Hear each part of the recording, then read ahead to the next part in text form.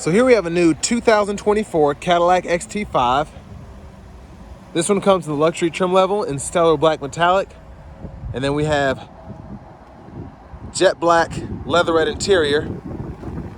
For the powertrain, we get a 2-liter turbocharged 4-cylinder engine. That's mated to a 9-speed automatic transmission. And not a lot of big changes as opposed to the 23 model, but I'm gonna go over it anyway. As we get to the front end here, we do get our LED headlamps along with LED daytime running lights. So still a very sophisticated look since it got these LEDs pretty much standard across the board. And down here we have the 20-inch gloss black alloy wheels, which look fantastic. Now this is the $2,500 option, so certainly not cheap. Passive keyless entry on all 4 doors. Power door lock controls. We have 1-touch automatic up and down windows for the back, or for the front, excuse me. Express down windows for the back. And then we have our power mirror controls and rear window lock there. Bose sound system, 8 speakers, power lift gate. You can set that, hit the button to open and shut. Electronic parking brake, and the hood release right there. We get a manual tilt as well as telescoping steering wheel. And then here we have our power driver's seat. Now I have that seat up front adjusted for someone of my size, being 6'3" with longer legs. But before we check out the rear seat room, a big shout out to Cadillac of Murfreesboro for allowing me to review this XT5 today. I'll leave a link below in the description. But hopefully y'all can see all of that.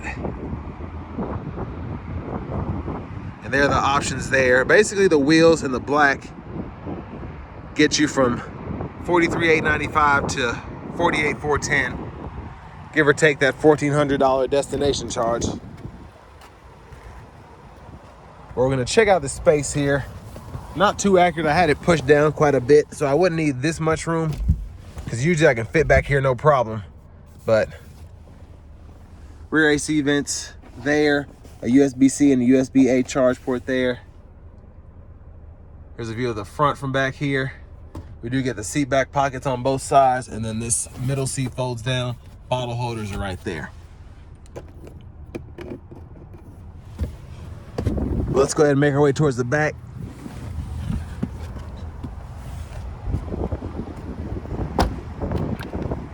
Fuel fillers there. We do have the LED tail lamps as well, which is a nice touch. Makes a world of difference. Dual exhaust integrated down there. Let's go ahead and pop the lift gate.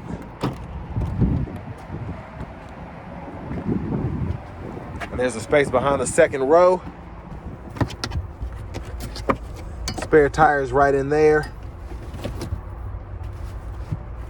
And then we can hit this switch from back here to fold the seat flat, either side. You can also do it manually from the front.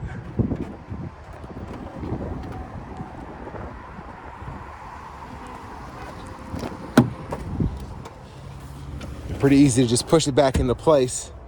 And again, you can use that to pull it up, but you can also use it to recline it back. So that's with it up, that's with it back there.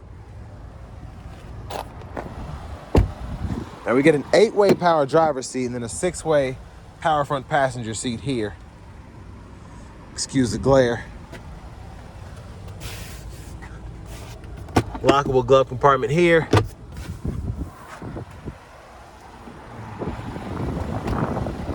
And then as we come back around to the front end, mostly covered up, there's that 2-liter turbocharged 4-cylinder.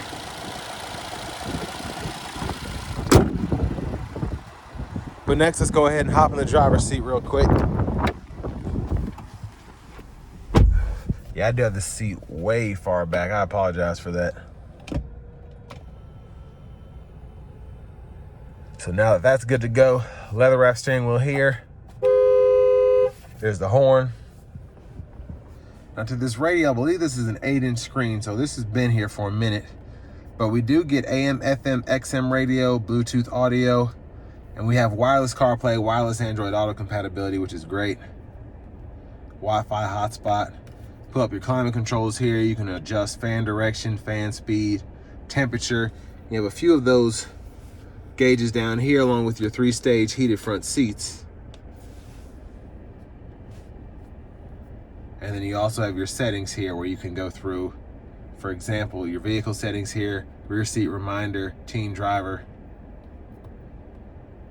and then just hit the mute button on accident. All of your preferences and all of that you can adjust here, including your language, so you can change that. There's the backup camera there, guidelines follow you, just turn the steering wheel.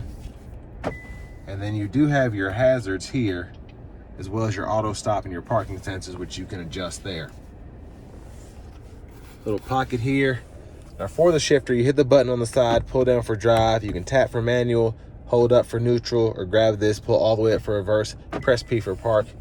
And then if you don't want to use the touchscreen, especially with the volume, you have the knob here, which is fantastic as opposed to when you used to have to do it on the Q screen.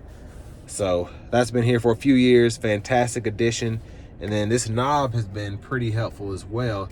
Just with how the menu's set up, you just have big icons you can go through. And then once you get into something particular, you can kind of switch up or you can keep using the knob. So pretty neat there. Now, traction controls here, you have your bottle holders, which you can stow there. And then you have several drive modes, Tour, Sport, then Snow and Ice. Center console cubby space has a removable tray. There's a USB-C, a USB-A input. And there's a view of the back seat from up here. Sunglasses holder, home remote, or your garage door transmitter, excuse me. And then here you have the vanity mirror. Now back to the wheel, behind, blinkers, headlamps, auto high beams are on the side. And then you have your intermittent wipers on this side, rear wipers there. And then you just push back for rear wiper fluid, pull up for front wiper fluid. Cruise control, you just get the standard cruise. You can turn that on or off, adjust the speed, cancel, voice recognition, mute, forward collision alert, gap adjust, the lane keeping system, radio station favorites or track list controls are here, volume, and then these 4 arrows go through your gauge cluster. So you have the info page here. You can set up what's shown on there. So I like to leave mine there. And then you can go through a few other options, including your settings, where you can go into the units and change that from US to metric or change what's shown on that info page.